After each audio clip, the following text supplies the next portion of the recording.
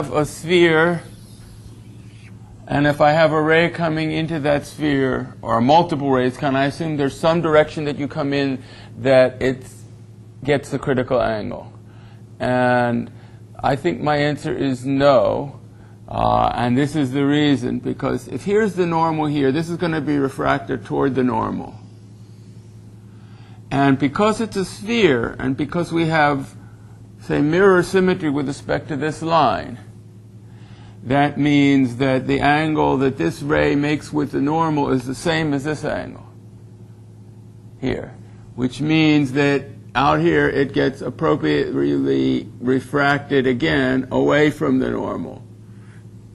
In other words, this angle is the same as that angle is the same as that angle. The only way you can have a problem is if it's a glancing, say this sphere was not a perfect sphere, but it was wobbled like that, right? Then this angle could be too large, and there is no refracted angle that'll work. But because of the symmetry, if it goes in a sphere, it has to come out, I think. Now that's not to say there isn't some internal refraction, right? Just like the light can also reflect off the surface of the sphere, there's some fraction that doesn't get back out. And so each time you spawn two rays, but total internal reflection means that there's no ray that gets out. And that's not going to happen in the case of a sphere. If it got in, it got to be able to get out just by the mirror symmetry. Does it make sense?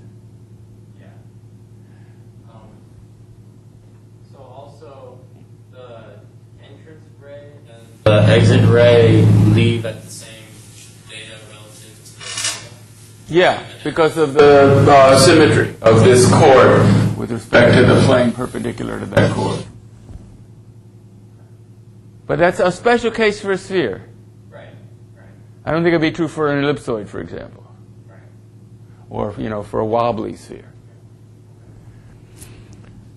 Okay, so today I just want to finish up what I was talking about last time when I ran out of time, and then continue with another topic. So what I didn't talk about is the inclusion of interreflections.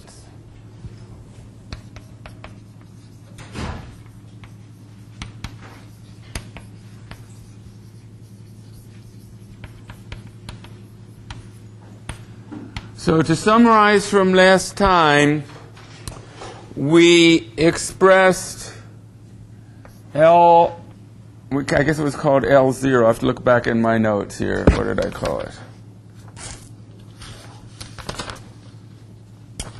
Yeah, I'm going to go so far back I'm wasting time, but see if I've got the equation. L0 x,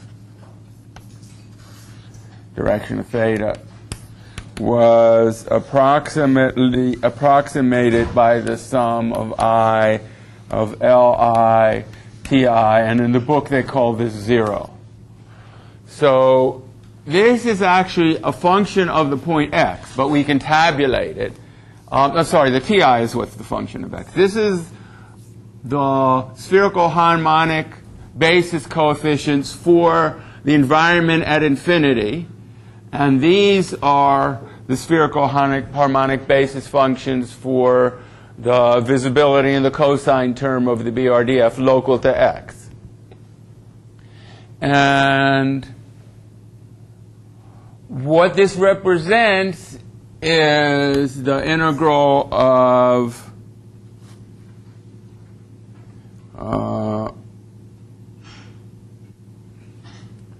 I guess I should say rho x over pi integral over the sphere of the cosine term, the normal at x, and the direction, and then we have the visibility. Because this is the BRDF, I took it out of the integral. The visibility from x to infinity in direction omega, d omega psi. And then rays that start from x and hit the object are contributing 0 to this integral. But what we want to do is say, here's the object, and here's a point x, and a ray starting from x in direction psi will hit another point, say y, which we've denoted by rx psi in the past, which is another point on the surface, and that point on the surface has its own L0 going out in this direction minus psi. And so we can do another pass where we gather this reflected ray. So if I let L1 x, right now it doesn't matter, I'm doing diffuse only, so we don't need the outgoing direction. L1x is rho, and rho could depend on position x,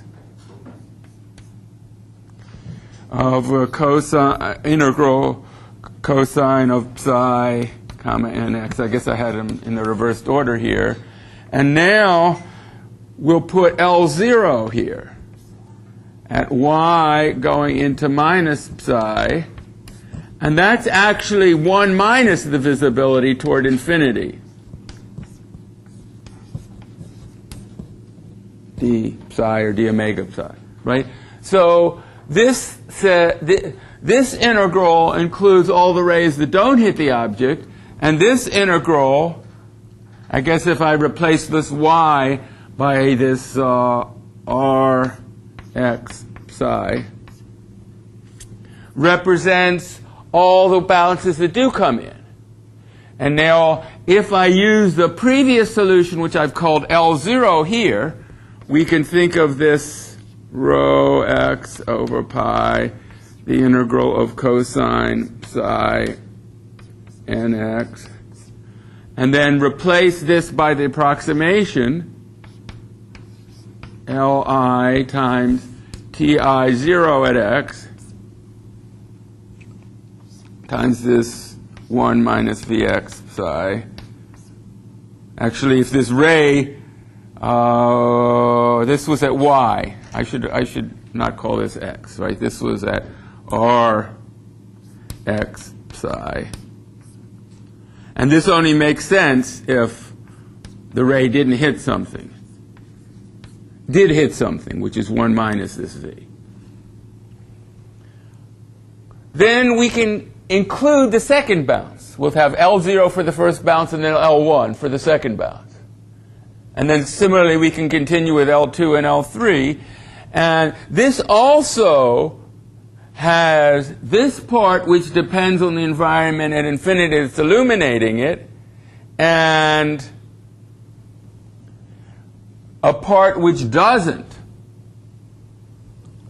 So basically we can consider this integral as a product of these things, and we can express these things for each I in a series, right? So this is going to be rho x over pi times the how can I write it?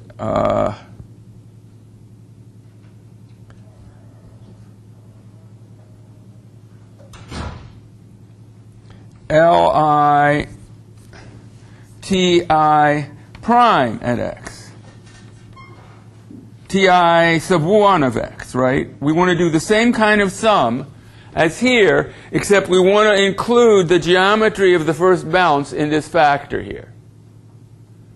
So what that means is this is the integral of this kind of product, and so we have to let Ti sub 1 of x is the projection of this integral, this part of the integral on the basis functions. So that's integral omega x of the factors involved, Ti0 at r x psi times cosine psi and x times that 1 minus v, which basically says we're integrating only over the solid angle part where this ray actually, from x, actually hits a part of the surface rather than gets out toward infinity. You know, where we're only integrating any case over the hemisphere above x. And so we can express this approximately as a sum. Basically, how did we compute this TI0, or for that matter, the LI? We picked a predetermined collection of ray directions, and we, using the recursive algorithm for computing the spherical harmonics, for each I, we computed the spherical harmonics evaluated at that direction. And then to compute these I, this one, we multiplied those spherical harmonic weights. For a fixed I, we multiplied those weights by the environment at infinity and added them all up to get the integral form for how you get a spherical harmonic coefficient. And similarly for this guy. So we're going to do the same thing here, but we're only going to sum over directions k, where this ray in direction, say, psi k, starting at x, ray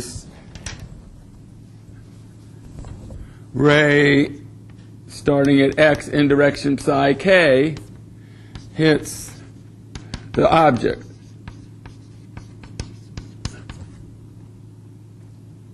Say at y. And then we're going to sum TI0 at that y to get this point times this weight, cosine psi nx. This is the thing we're evaluating times the basis function in that direction when we're adding it up to get. And, you know, if the directions don't have equal weights, maybe they have their specific solid angle for each direction is one of the options I talked about last time. So this is the formula for this. And basically, if you know the geometry at this point, how much of the environment it sees, you can compute this effect. And similarly, for two bounces,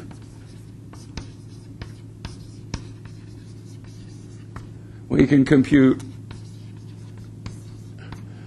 TI2 at each point in terms of TI1 at other points y. This y is, we can call it y. This yk is where the ray from x in that particular direction hits the object. And so we can build up as many bounces as we want. And because the contribution of each bounce has this reflectivity in it, and this is never bigger than a third or 1 over pi or whatever it is, and that means eventually, you know, the series will converge. And so basically we'll set Ti of x equals the sum over the number of bounces until we think it's converged enough of Ti with that bounce of x, where b is one of these superscripts here. And that means we can get the contributions from all these bounces by a formula like this. And that means that our precomputed radiance transport can include inner reflections. Still, by precomputing some things that depend only on the geometry, and then later being able to add an arbitrary environment, rotate the object in the environment or the environment around the object, and stuff like that. Okay, so as I said last time, but I won't bother with today because I want to talk about something else. There is a further generalization. Instead of using a dot product here with two vectors, or I guess this is the general one, I didn't, you know, basically the actual L is going to be the sum over I of environment times this final I with no superscript on it, which has gotten all the bounces, we can find matrices, here, a matrix instead of a vector, which will actually get the dependence on the reflected energy as an extra variable, and then use that to get glossy reflections. But I'm not going to go into detail on that, because what I want to do is go into the paper, Hierarchical Radiosity. So that's going back to the framework where we had these set of linear equations we were solving with form factors as their coefficients. And this is a paper, SIGGRAPH 1991 by Saltzman. I'm not sure about that T. Hanrahan and Operley. And the reference that I used to prepare this lecture is this book, Radiosity and Realistic Image Synthesis by Cohn and Wallace. And that has it explained a little better than in this paper, but this is where it was first published. And the idea is we're going to take big polygons, like only one polygon for each wall and the floor and the blackboard, even though there's shadows and stuff on it, as the initial description in terms of patches, they call them. And we're going to think of dividing these polygons in, say, an octtree method, where you divide each octtree node, if necessary, into 4 smaller pieces. Or they could be triangles. You can divide each triangle in 4 by making 4 triangles using the midpoints of the edges. In any case, if you thought of dividing all the possible polygons in the scene up to some smallest area, say divide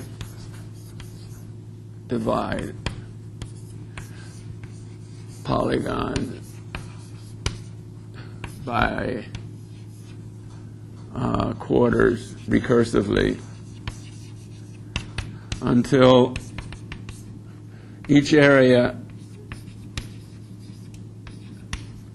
is less than some area threshold, A sub epsilon.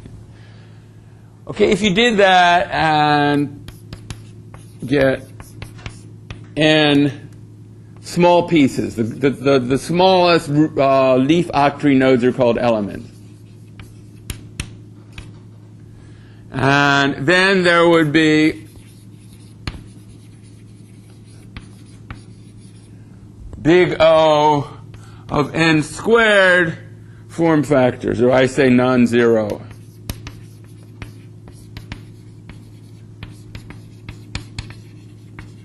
That's because if each polygon is flat, the subpieces of the same polygon aren't going to see each other in the form factor. They'll have 0 solid angle if I took 2 separate polygons on the plane of the blackboard.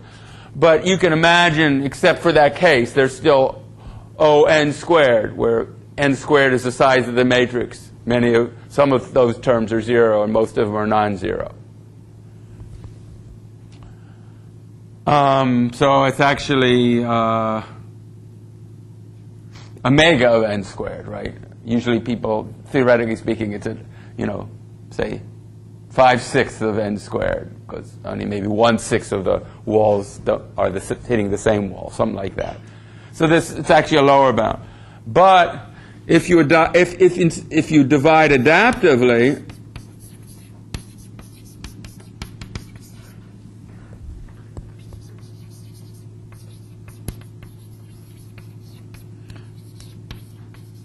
can get only O of n interactions. I call it an interaction where there's non-zero form factor. Interactions. And the idea is you're going to have an interaction between a given octtree node and a collection of other patches. But for the area of that node, there may be some other patches for which you have to subdivide that octtree node into smaller pieces. And the example that Hanrahan gives is if you have a polygon on the wall, say, and a polygon on the floor. And you think of dividing these into equal pieces, right? And so we're going to look at this quadtree nodes, and we're going to say, in terms of which interactions between these nodes and these nodes are well enough estimated by the form factor of just the flux between this one and each of those. And if you make an error threshold, if that error threshold is large enough, you'll say this interaction is okay, this interaction is okay, this interaction is okay, and this interaction is okay. But now if you look at one of these pieces of the floor that's right next to the wall, this is too close to this element, right? This is almost half the solid angle from here. So this is interacting only with this one, and that one, not with this one. And that means for the purposes of to see how these two interact, we have to subdivide. So now we'll subdivide this one into 4 quarters, and we'll subdivide this one into 4 quarters. And now if we say take this guy here, this is far enough from each of those 4 quarters to make an interaction. But if we take this one is too close to this one. And this one can only go to these 3 quarters, but not to this one. And so we'll have to subdivide these again and get a similar picture and so forth. We'll eventually have to stop. We can't be subdividing everywhere because we'll get patches that are too small, smaller than this area threshold. So eventually we're going to stop. But we'll have all these extra elements only near the wall. So any given one of these will only interact with, some collection of these bigger ones, not, a much, much smaller one. And that's the trick. Okay, so how are we going to organize this effectively? And that's where that radiosity book gives more detail than the original paper, because they actually give pseudocode, which the paper doesn't. And I think in this case, pseudocode will help. So I'm going to copy as much of the pseudocode as I have time for on the board. So we have a quad node. And what it has is gathering radiosity, which is the radiosity that you're trying to build.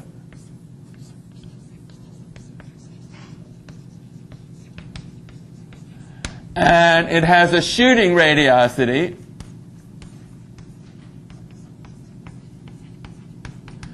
which is the radiosity that will be gathered to other patches, which is complete after you add on not only the direct interactions, but the interactions with the children.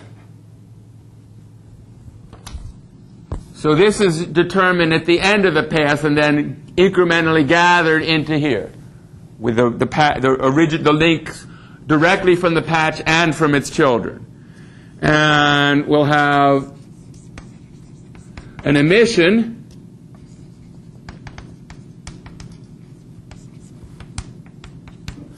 we'll have an area. We'll have reflectivity. And that's useful because we could have textures where different parts of the wall had different colors painted on them or something, but everything else was just on the wall plane. And then we'll have children.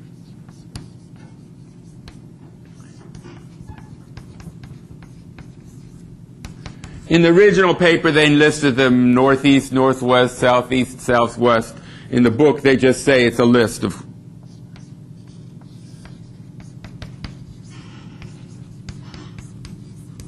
So this is a pointer to the head of this list of pointers to quad nodes.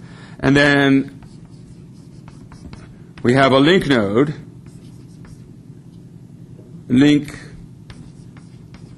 which is one of these lines I've been drawing, which is going to have a place where it's gathering from and a node that gathering to and a node that is gathering from. And so this is just the first gathering link. So this is also a pointer to a list because it's a list of all the different nodes that P is going to gather from.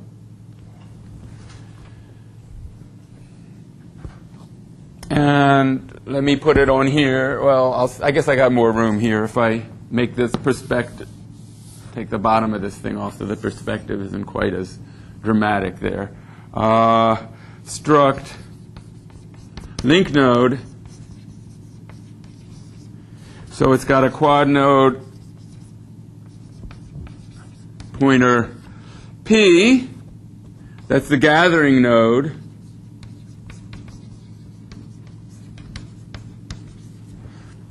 Where you're pulling the radiance in across the link. And it's got a quad node Q, which is the shooting node. It's got a form factor.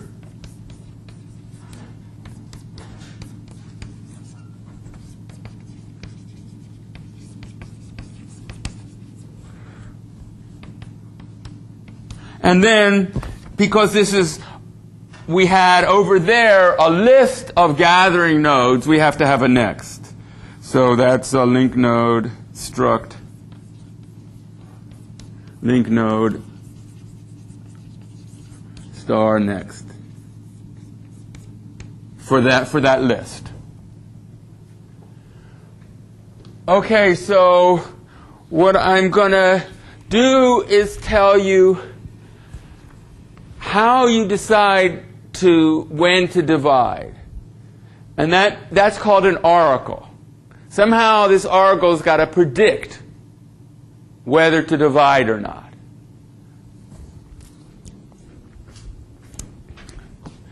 And the oracle that the original paper proposed two different oracles. And the simplest one is Oracle 1,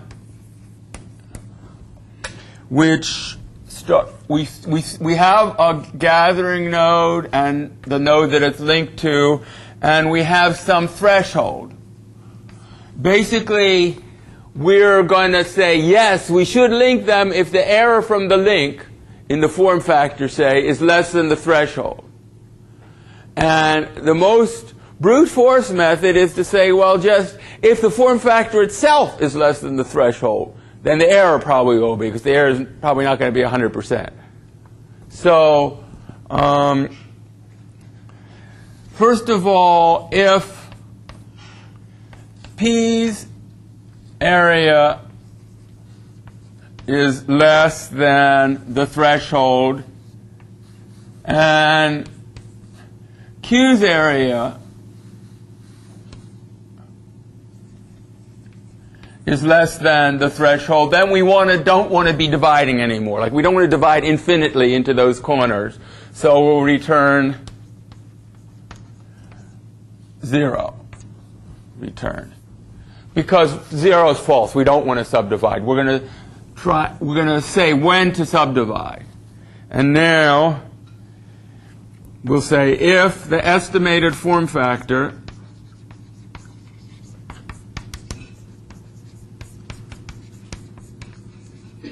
FPQ is less than this threshold, return 0, else return 1. So this estimated form factor is something you have to test really quickly. And so what they use is, if here is P and here is Q, a complicated polygon in general, they're just going to find the differential form factor of this polygon to this point. So you can either use the analytic formula that I gave you using that Nusselt analog to get the finite area to differential area form factor, or you can just, circumscribe a disk around this polygon in the plane of the polygon, or if you have a curved surface that you're parametrizing, that you're going to subdivide the parameter space by P and Q, say for a Bezier patch or a piece of a cylinder. You might want to put a sphere around the part and then, look at the disk, which is the in the tangent to the sphere. And then there's a simple, where this cone hits the sphere, you can get this disk. And then there's a even simpler analytic formula for disk to local point form factor. So that's all you use. You don't worry about occlusion or anything, because this is a very conservative thing, right? The whole form factor is less than epsilon. The error that you got by not doing the occlusion right is going to be less than that also.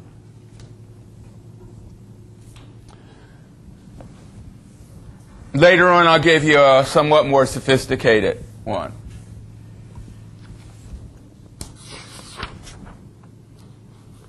So now I want to give you refining, calling this oracle. So I forgot to specify my data types there, but since I'm now copying again on my notes, quad node, star P, quad node, star Q, and float. The minimum error. Actually, this looks like an epsilon instead of an E, I think, in the book I'm copying this from. So basically, if the oracle P, Q, Q with this error threshold is true, that means we should link these nodes. So link P and Q. Right? What that means, allocate and create this data structure. We put P and Q into it, and we compute the form factor and insert it into the linked list for that node P. And the way we compute the form factor is by ray tracing. Remember when I was talking about the shooting method, I said if you have two patches here, let me put my two patches here. We can think of taking jittered subdivisions of each patch. Take points in these and in those, and join them all and see which rays are occluded and which aren't occluded, and add the differential area to the point here. With a couple of cosine factors and a radius squared. Add them all together and you get an estimate of the form factor. Sort of a Monte Carlo estimate of that double integral over both areas. So you do that by ray tracing, but it's not worth doing it here because you might decide not to link. But you'll have to do it here when you build the link.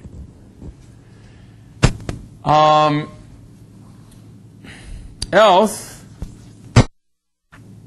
we're going to have to subdivide either. So if that oracle says, yes, we have to subdivide, we have to decide which of these to subdivide. And the easiest thing is to subdivide the one with the larger area, right? Because the relative form factor effect is going to be depending more on these areas. You could have something more sophisticated with the cosines, but the simplest is that. So if P, and in fact, I think the original paper actually looks at the form factors of the subpieces. But I'm just going to say, no, I think this is equivalent to what they do. If P area is greater than Q's area, then call this recursively, refine. Well, no, I have to do for each child, right? I have to call it recursively.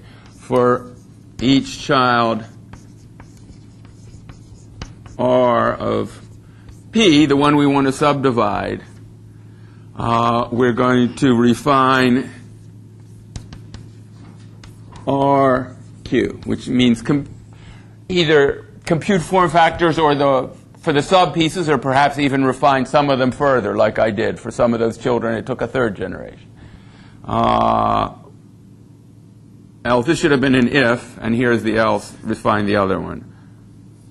For each child R of Q, that should have been an of, I was always thinking ahead of the letter I'm saying rather than the letter I'm writing.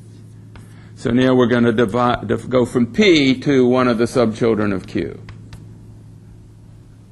Right, so basically we're going to do the process I was doing on the board about, if this oracle fails, then we have to divide this, and maybe this whole patch, even the quarters fail with respect to this one, so we'll end up dividing this one too, and then finally we'll add the links I drew here, except for this one, which will require further recursive refining and so forth.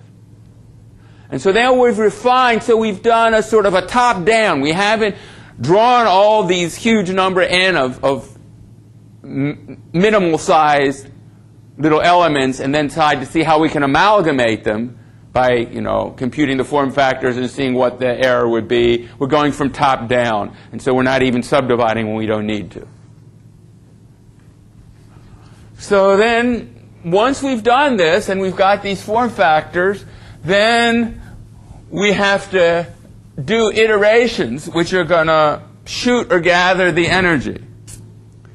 And so this code solve system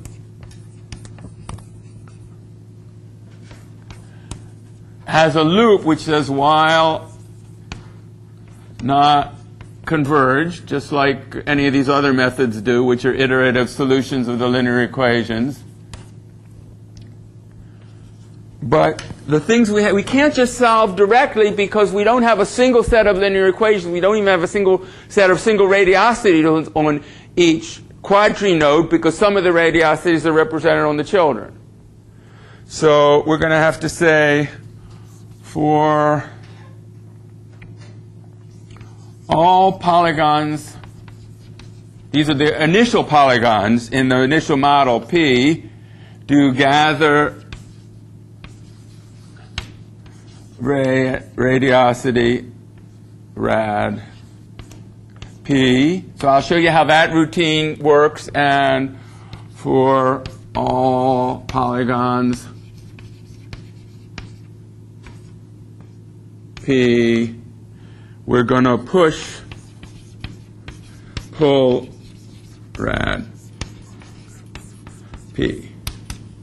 So I'll write these out in detail, but what this does is basically gathers the links to P that are there, whatever level in the quadtree it is, and then recursively calls the same routine for all the children of P to get their contributions from the link, and sort of adds them all up so that the ones at the lowest level get all the energy added on. That's what this push-pull does. And then once the lowest energy has the complete radiosity, then you average it up to the bigger elements. So then every element ends up with its correct shooting radiosity for the next step. So the gather radiosity, let's see, if I put this thing here, I might have room for this on one line on this board.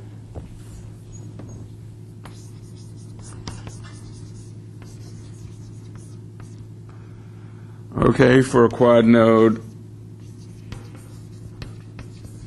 pointer P, says you start out by setting P's radiosity gather to 0. Turns out that for something like a texture, it's better, or a stained glass window, it's better to get the emission at the lowest level rather than assume the emission is constant on a polygon. So we'll add that at the bottom of the hierarchy, but for each gathering link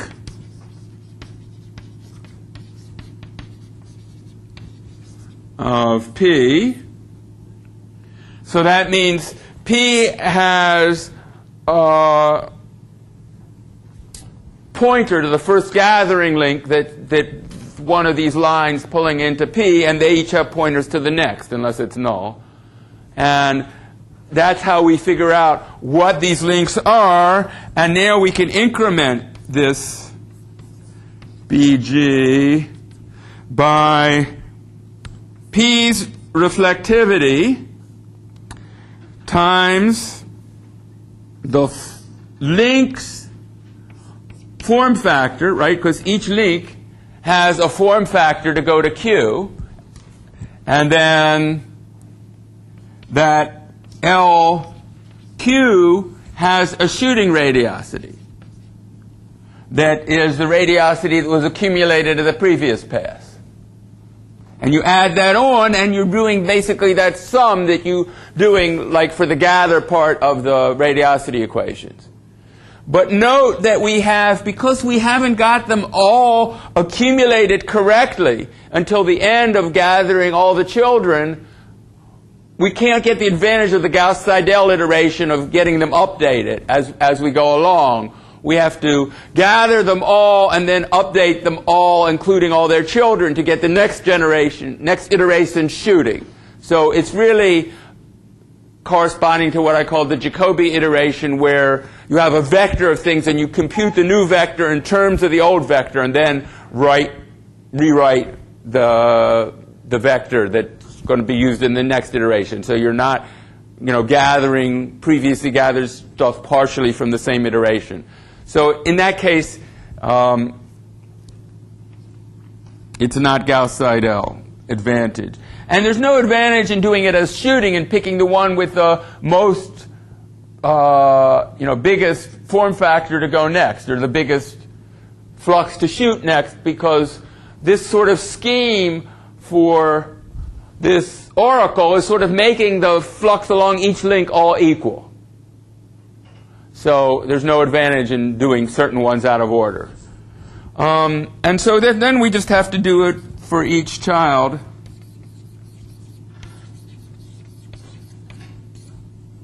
Of P, following its list of children, do the same thing. Gather rad, what do I say, child R of R.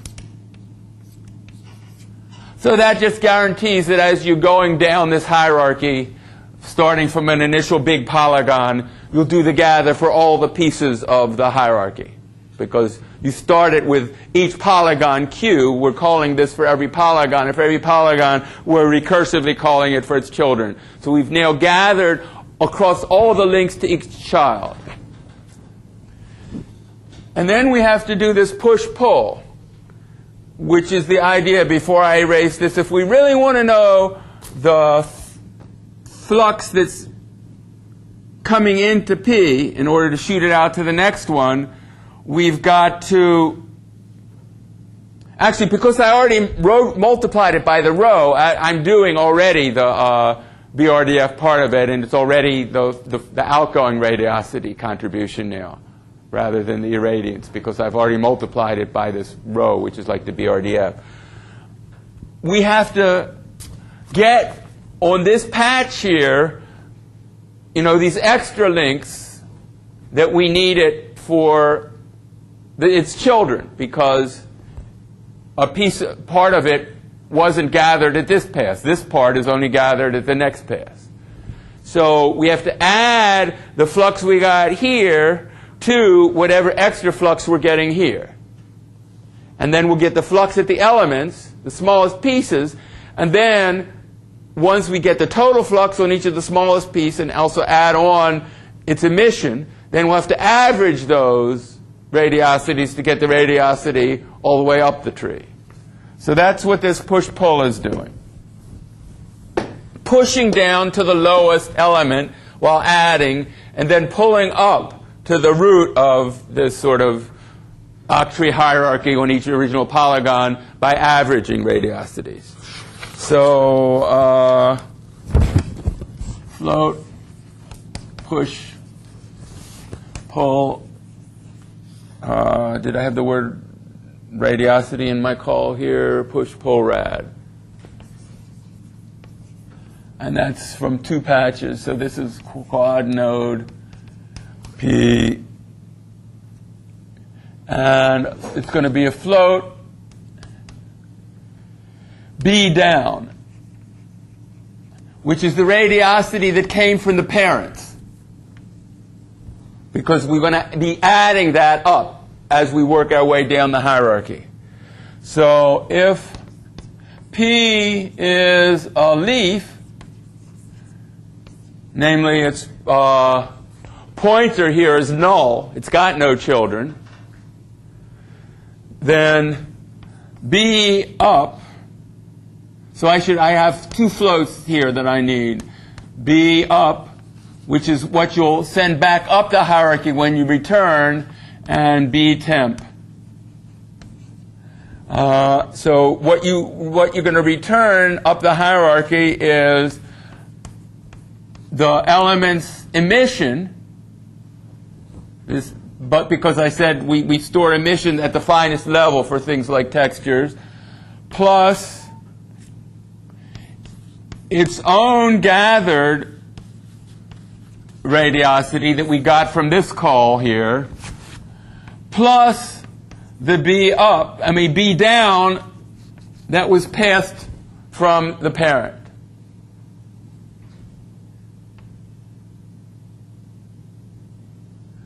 Okay, else we initialize the B up to be 0 and then add on the radiosity from each of its children. So B temp equals push, pull, rad. Okay, so I missed my loop for my children, so I started writing it here. Let me put on the same line B up equals 0, and for each child R of P, we'll push-pull radiosity R, but what we're going to give R for its down is the down it had plus the P.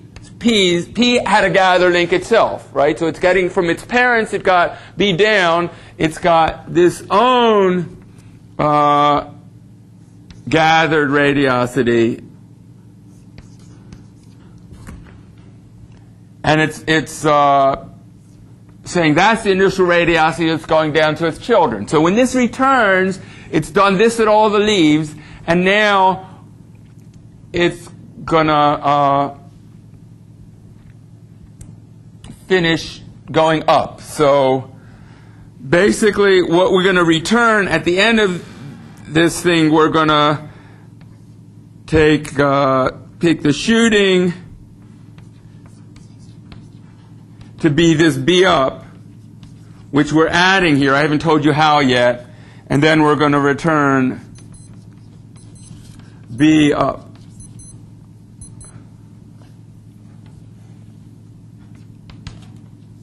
And so what we want to do is, in our case, if we're actually dividing things into quarters, by taking the average, we take a quarter of each. But if for some reason, say this quarter was missing or had a hunk out of it, right? Because we had this irregular shape that we were trying to, like the doors are missing from that wall, and so the things didn't have an error. In general, we're going to say B up equals this B temp. This plus equals, right, because we're adding it on to for each one.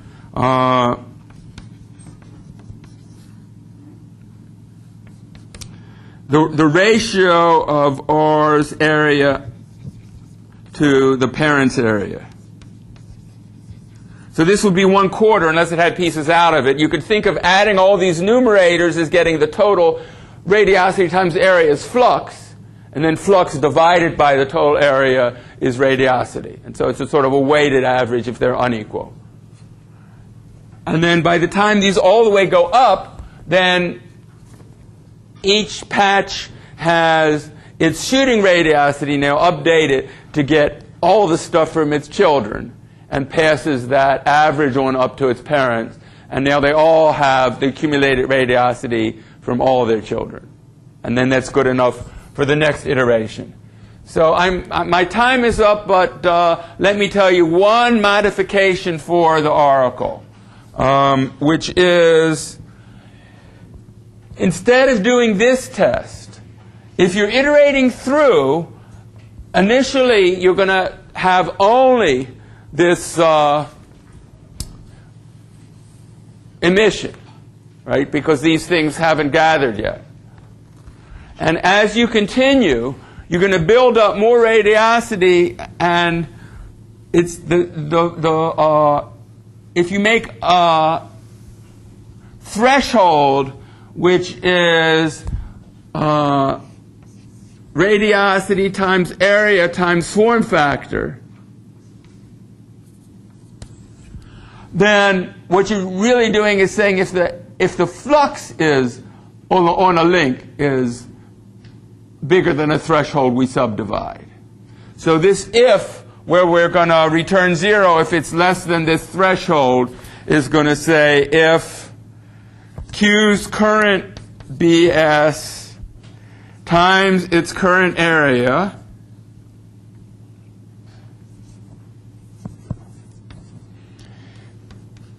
times the links FPQ that you got so far is less than this flux limit, then we'll subdivide. So now if something has a bigger area, it'll be subdivided, and if along that link, more total flux is coming, it'll be subdivided. So now we're sort of equalizing the flux on the links. And as more bounces come from the lights on the wall, we'll end up subdividing the wall if necessary. And so that's a better oracle. They call oracle 2, and that ends up maybe not subdividing as finely, because dark areas won't need to be subdivided as much. You can't see them, and they're not going to accumulate as much flux to other areas. So you may end up with even less links than you would just with this form factor-based estimate. So that's it for my lecture. Sorry for the extra minute and a half, and I'll see you all on Friday, hopefully with interesting projects to show. So be prepared to either bring a laptop or a thumb drive that we can use this projector on.